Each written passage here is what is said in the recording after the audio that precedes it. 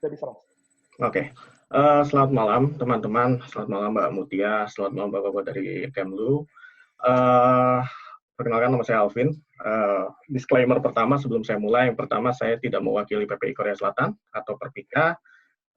Jadi saya tidak mewakili suara organisasi, yang pertama. Yang kedua, sudut pandang yang saya ambil pertama di sini, pertama saya tinggal di Korea kurang lebih sudah 1 tahun. Saya datang pertama sebagai bapak rumah tangga karena pertama saya ke sini untuk menemani istri saya yang studi doktoral, lalu saya kembali ikut sekolah karena anak saya harus sekolah, dan anak saya harus sekolah karena kedua orang tuanya harus sekolah. Latar belakang saya jurnalis, sama seperti Mbak Mutia, 7 tahun terakhir sebelum saya pindah ke Korea, saya jurnalis di Net TV kurang lebih 7 tahun. Lalu sekarang saya juga di sini membantu di KBS World Radio sebagai News Assistant Editor untuk bahasa Indonesia. Kurang lebih ini beberapa pelajaran. Ini presentasi ketiga yang saya sampaikan sebelumnya di Perlunpok dan di UPN Veteran Jakarta. Jadi ini update terakhir, saya update ini kemarin. Ini beberapa latarnya. Yang pertama latar peristiwa, lalu komunikasi publik dari pemerintah Korea Selatan, lalu kebijakan kunci yang diberlangsungkan oleh pemerintah Korea Selatan, lalu respon masyarakat Korea sendiri dari kebijakan-kebijakan yang diberlakukan.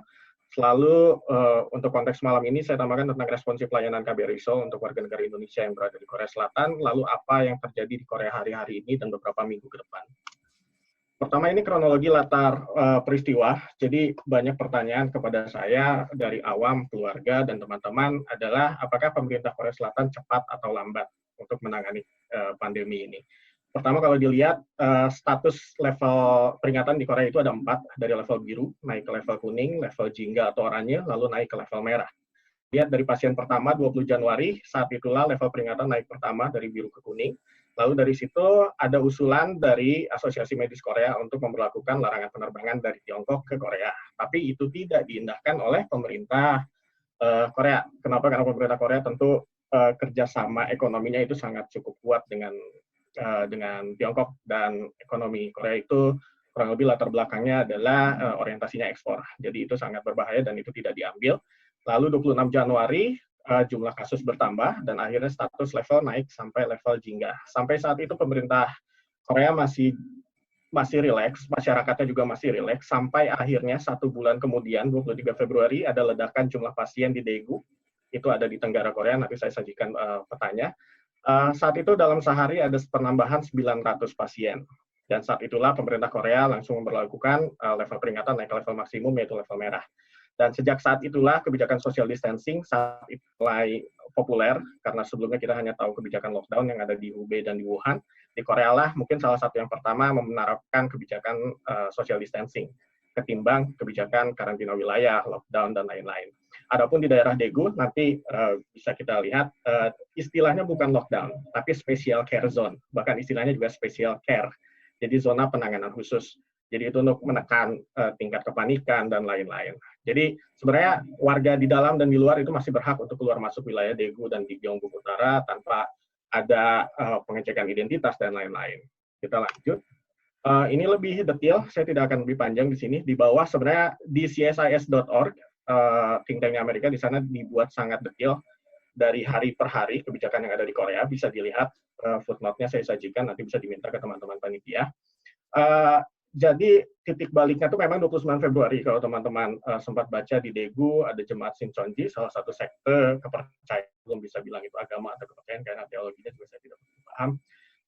Di sana masih ada ibadah bersama-sama. Jadi hampir saat itu jemaahnya total ada 10.000 di Daegu dan di seluruh Korea.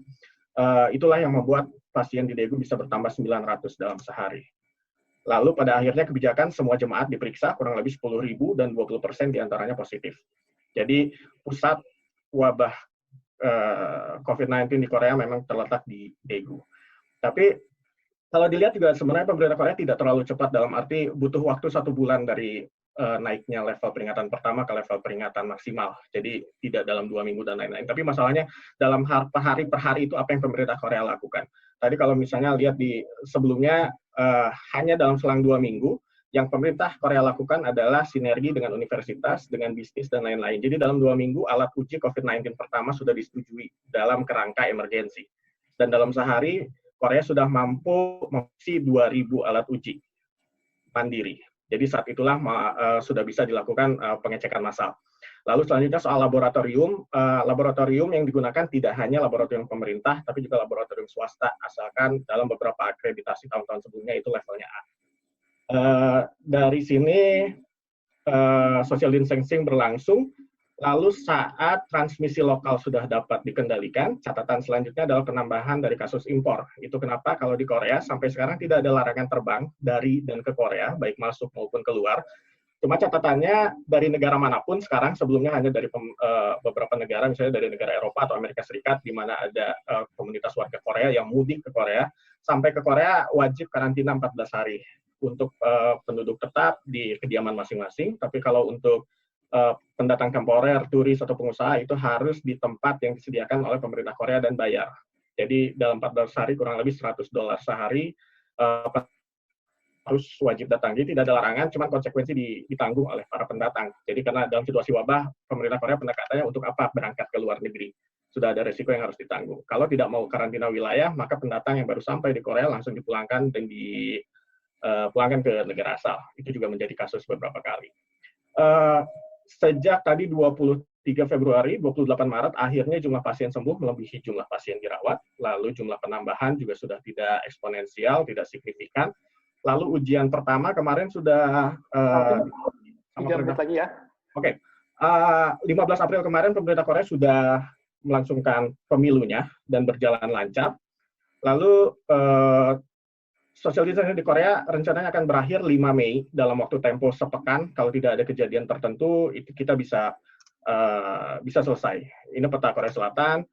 Komunikasi publik di Korea dilangsungkan 2 kali dalam sehari, pertama oleh Kementerian Kesehatan dan kedua oleh KCDC. Jadi dalam sehari informasinya terpusat. Lalu ini ada kasus impor, komunikasi publik pertama lewat SNS, ini disampaikannya dari level kecamatan. Jadi kalau di kecamatan ada kasus baru, itu disampaikan oleh kecamatan via SNS, Short Notification Service yang ada di sebelah kiri. Lalu juga ada aplikasi kedaruratan yang bisa diunggah di ponsel masing-masing.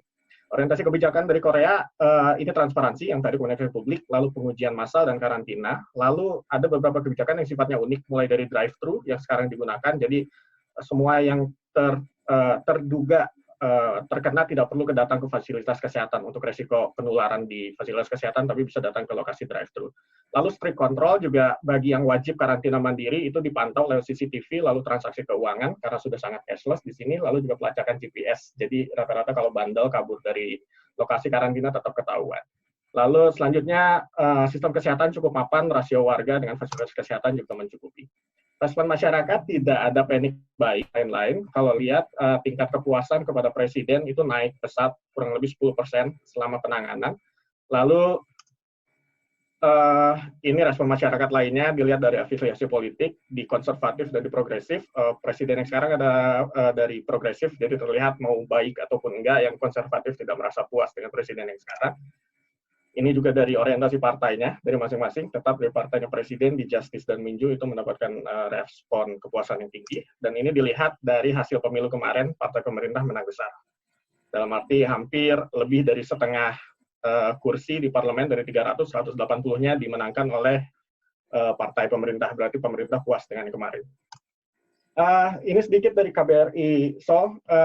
Pertama, berterima kasih. Jadi sudut pandang saya di sini karena saya bukan pengurus perhimpunan dan lain-lain, saya juga salah satu warga yang terlayani oleh KBRI. Pertama, diseminasi informasi via media sosial itu berlangsung baik. Dan pada update saat pertama datang jadi levelnya jadi merah, itu langsung disampaikan di media sosial dan itu cukup efektif. Kedua juga disampaikan lewat WhatsApp. Jadi saat kita sampai di sini kan kita mendaftarkan diri via WhatsApp di KBRI dan di sana selalu diupdate. Lalu dalam rentang waktu tertentu secara asap KBRI juga menelpon warga negara Indonesia. Saya dan istri juga sudah sempat dihubungi waktu itu apa kabar, kesehatannya baik atau tidak, dan itu kami cukup berterima kasih. Layanan konsuler tetap berjalan, kecuali kemarin saat benar-benar ada peningkatan level ke level maksimum sempat ditutup, tapi setelah itu buka lagi. KBRI juga membangun jaringan mitra di kampus dan komunitas pekerja migran. Dan itu berjalan, jadi nomor kontaknya juga di-share di media sosial. Jadi kalau ada apa-apa, ada penghubung dari KBRI dan lain-lain. Distribusi masker juga diberlakukan, lalu ada kunjungan komunitas. Kemarin juga Duta Besar dan beberapa pegawai di KBRI juga datang ke kampus. Di kampus saya, di SNI juga datang. Lalu yang salah satu yang perlu diapresiasi itu pembentukan posko aju. Jadi saat di Daegu pasiennya jumlahnya ledakan, bentuk posko aju. Jadi saya kurang hafal ya teknisnya, mungkin menyewa rumah, lalu disitulah jadi posko darurat KBRI untuk mendekatkan pelayanannya terhadap WNI yang ada di Daegu dan Gyeongbu. Lalu saat ini kalau dilihat, sebenarnya dari responsif pelayanan di sini, teman-teman, Mbak Mutia juga bisa cek misalnya via medsos untuk verifikasinya, ini semua yang disosialisasikan via medsos. Sekarang fokusnya adalah membantu pemerintah Korsel untuk menyampaikan bantuan terhadap pemerintah Indonesia. Ini tadi Mbak Mutia juga sempat bahas soal Harari. Ini juga beberapa kerangka yang saya pakai. Jadi kalau lihat pemerintah Korea, kerangka kebijakannya ada yang di paling kanan, yang warna kuning. Jadi ketimbang menutup secara dalam tanda kutip totalitarian, Orwellian dengan pemantauan ketat dan lain-lain, pemerintah Korea lebih menekankan untuk citizen empowerment, untuk percaya pada warganya. Tapi itu ada prasyarat untuk sampai di situ, yaitu adalah warganya harus percaya pertama sama sains, sama para peneliti, kedua pada pemerintah, dan ketiga pada media. Kalau tidak ada prasyarat itu terpenuhi, bakal sulit untuk pemerintah untuk warganya mau taat pada himbauan-himbauan pemerintah. Yang terakhir juga, Korea tidak menerapkan isolasi nasional, tapi lebih menekankan pada global solidarity. Kemarin dan sampai saat ini juga, prioritas pemerintah Korea untuk bantuan memang pada 3 negara, yaitu Amerika Serikat, Indonesia, dan Arab Saudi. Jadi, ini langsung ke selanjutnya. Yang tadi kalau wabah corona misalnya 5 Mei ini, pekan mendatang sudah dapat terkendali, level peringatannya turun, mungkin fokus Korea sudah bisa mulai membantu negara-negara lain. Itu mungkin yang pertama. Lalu fasilitas olahraga, komunitas olahraga, dan taman publik lain juga sudah mulai dibuka sekarang. Ujiannya sebenarnya weekend ini di Korea untuk bisa lulus atau tidak dari wabah gelombang pertama ini. Jadi weekend ini adalah libur panjang di Korea, kurang lebih 5 hari. Dan sekarang warga sudah mulai keluar rumah, liburan domestik, dan lain-lain. Kalau warganya bisa disiplin, pemerintah Korea bisa bilang kita sudah lulus ujian pertama di sini.